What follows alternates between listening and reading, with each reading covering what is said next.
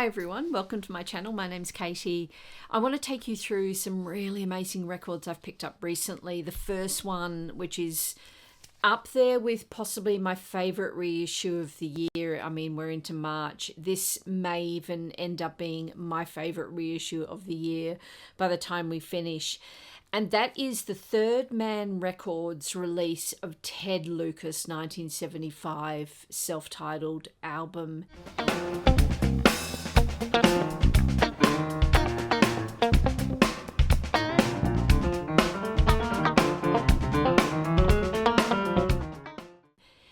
This is absolutely brilliant folk music, psych folk, I guess. The legendary acoustic folk masterpiece, beautiful, mellow and warm songs. It's what the world needs right now. Recommended if you like Nick Drake, Ravi Shankar or John Fahey. If you don't know this album, stream it and have a listen. It is beautiful, and side 2 is almost all instrumental.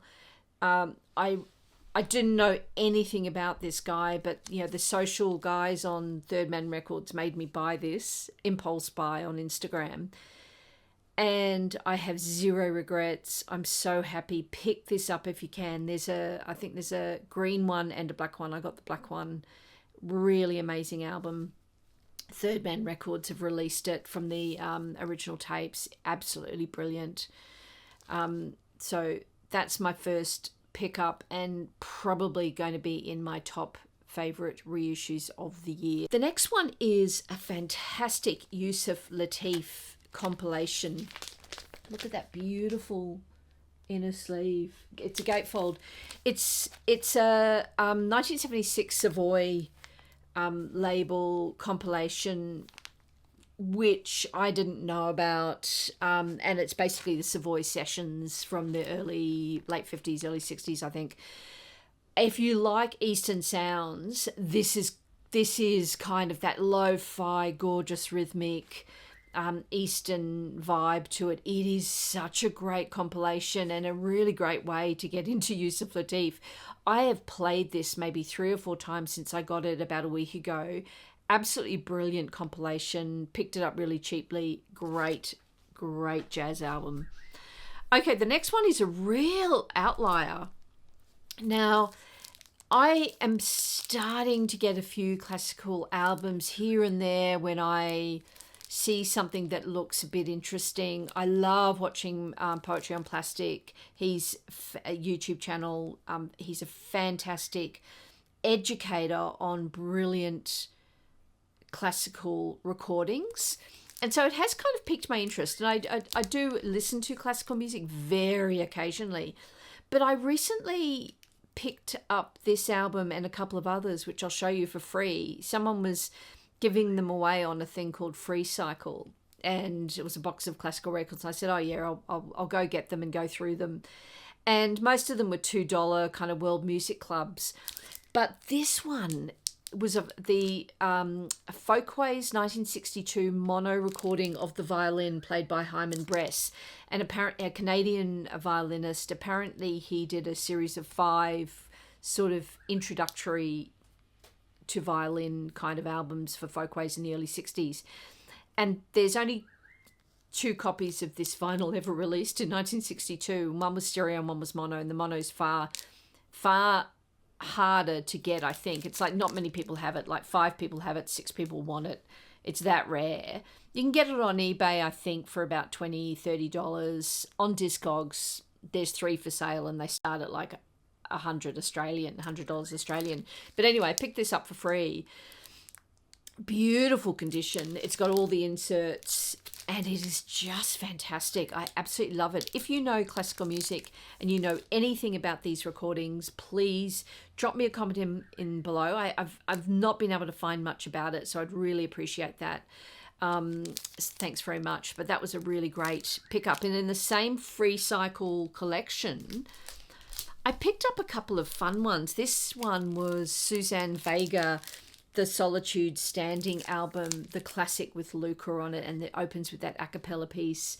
It's it needs a good clean, but the sound, if you haven't listened to this album for a long time, give it a listen.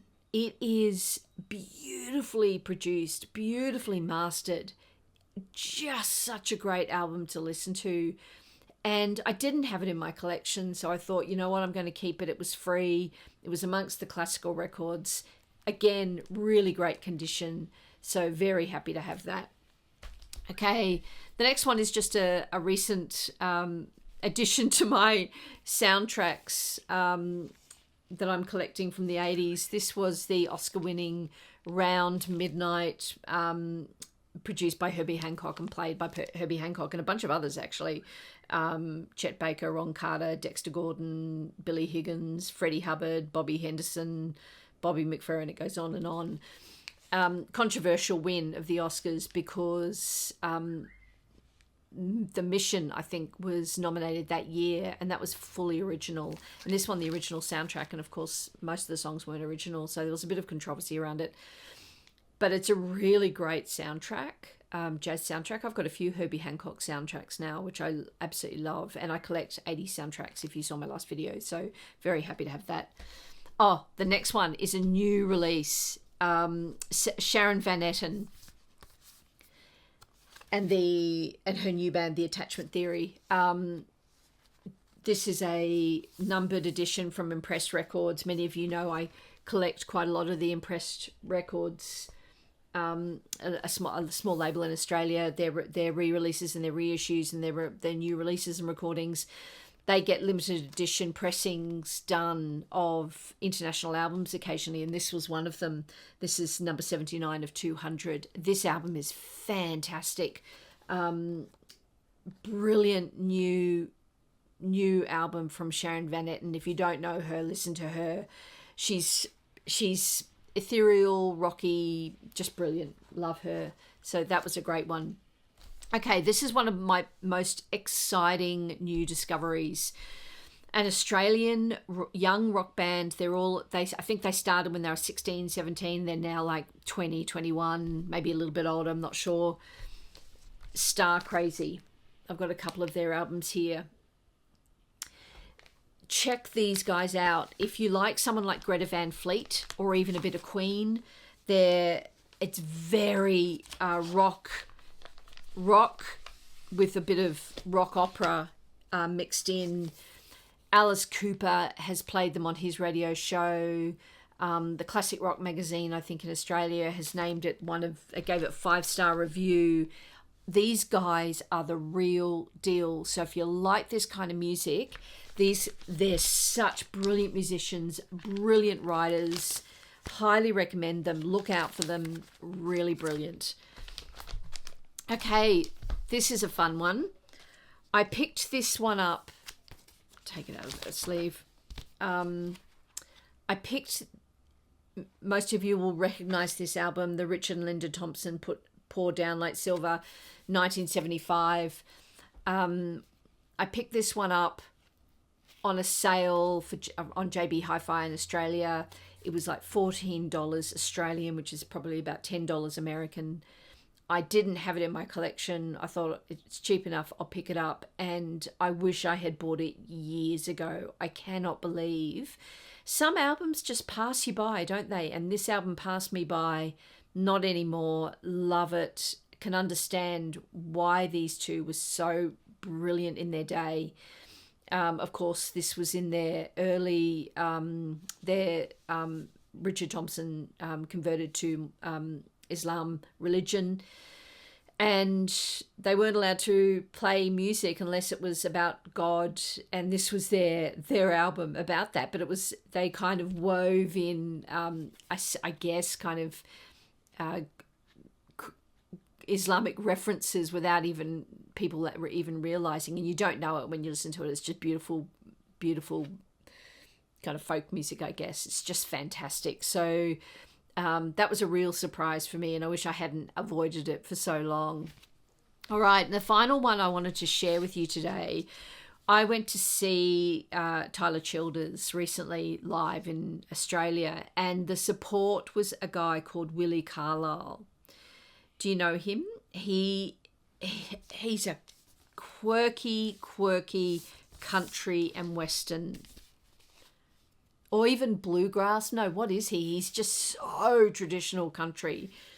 And I bought a couple of his records on the night. He was enchanting. He he plays to this almost old school carnivale, vaudevillian, roll up to my tent kind of guy, and has the best lyrics you can imagine. Brilliant songwriter, brilliant singer, very country music. Yeah, for some people it would be an acquired taste, but I bought both albums. Absolutely love him. This is his latest release, Critterland 2024, released on Signature Sounds. Really worth checking out, this guy. He's just fantastic. Politics are in the right direction as far as I'm concerned. Love him. So that's it. That's my Katie's Currents, I'm calling it, my current spins and buys. And I'll see you in the next video. Bye.